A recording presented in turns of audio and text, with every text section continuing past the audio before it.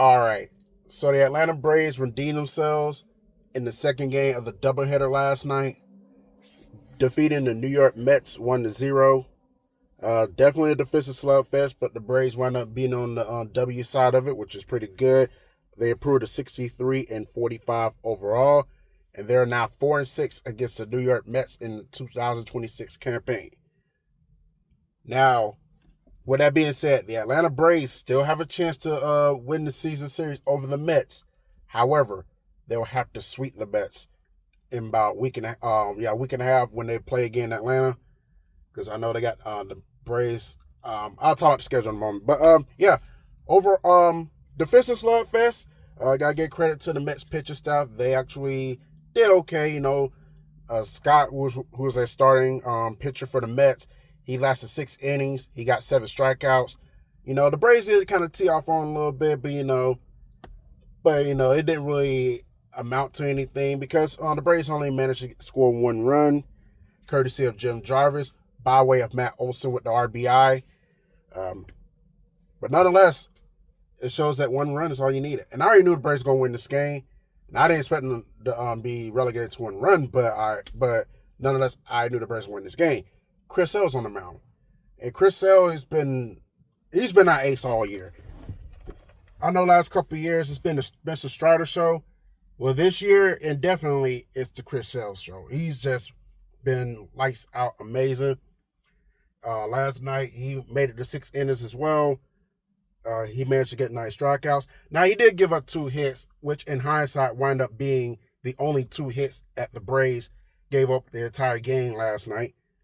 So, Braves nearly got that no-hitter. But nonetheless, gave up 2 hits.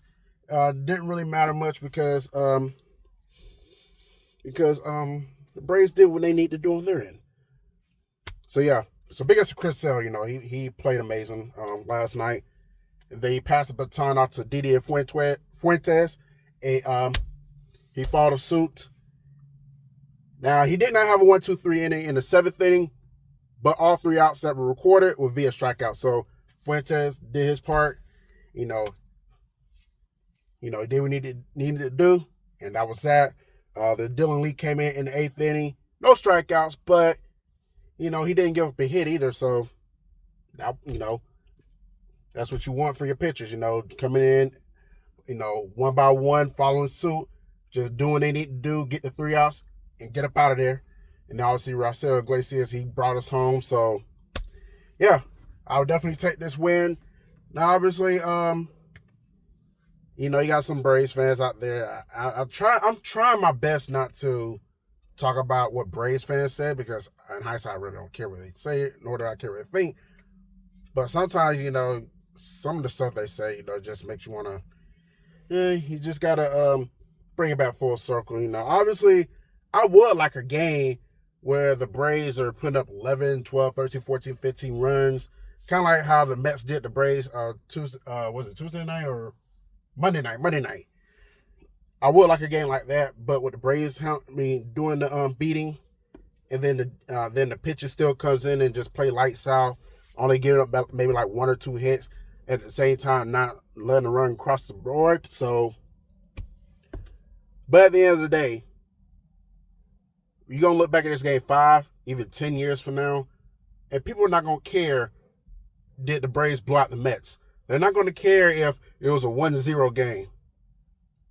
All people are going to care about is, did you win the game? Yes or no? That's all they want. That's all I want to know. Did you win the game? Yes or no? In this case, yes, the Braves won the game. Okay, that's all that matters. It still counts as a W in the standings, so that's that. And plus, I'm a wins and win type of person, even though I do like a blowout, the main objective for me is to win the game. And that's what the Braves did. They won the game, even if it was 1-0, but they still won. It beats losing. It beats getting swept, which the Braves avoided to do. Now, Braves country, you can laugh at the Phillies because if they want to come for y'all, at least you could say, at least the Braves went to Flushing, Queens, New York City Field and managed to get at least 1 win out that series. Y'all went down to South Florida and you laid 2 eggs. Because the Phillies easily could have won that series, but they wound up shitting the bed on 2 occasions, blowing leads. One game was in the 9th inning. And then yesterday's game, they had a 6-0 lead, and they managed to blow that. The Phillies suck, y'all. I don't know why people keep thinking the Phillies are a good team. They suck. If they do make the playoffs, they're going home early. There's a reason why they haven't won since 2008. So, but that's a Phillies thing. Yeah, that's their situation. I don't really care. I'm a Braves fan. I'm focused on the Braves right now, but it does feel good to at least finally gain a little ground on the Phillies. I think it's like 6.5 now. Yeah, 6.5. Braves got a 6.5 game lead over the Phillies in the NL East. Hopefully, they can continue to build that up as we get into the month of August. This upcoming weekend, the Braves do return back to Truist Park.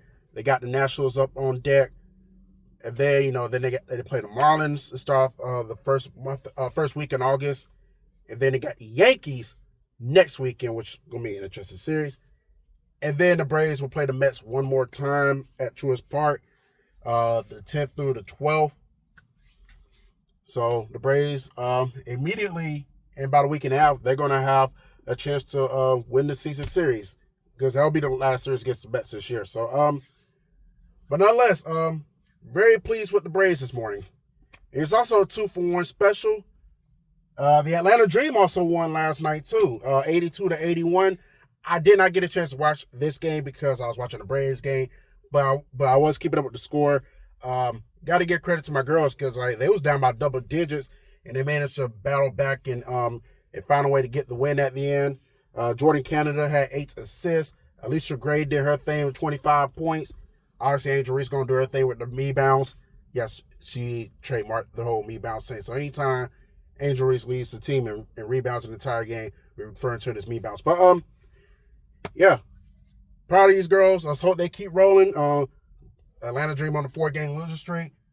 And I'm going to tell y'all this right now, because I just saw a notification. Guess who's possibly on the trading block? My girl, Kelsey Plum.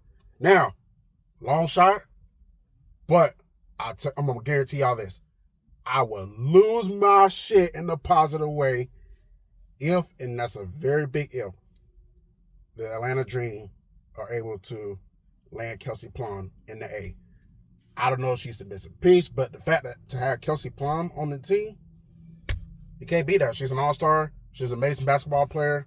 She's kind of attractive too. Kind of. Is she's Cameron Brink type of attractive? No. But she holds on. But yeah.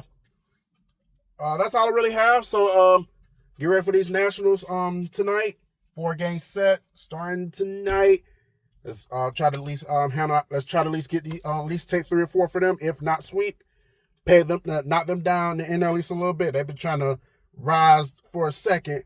They just coming off a series against the Blue Jays. I think they lost their last game, yesterday's game. But nonetheless, ATL Braves all day, and let's get it.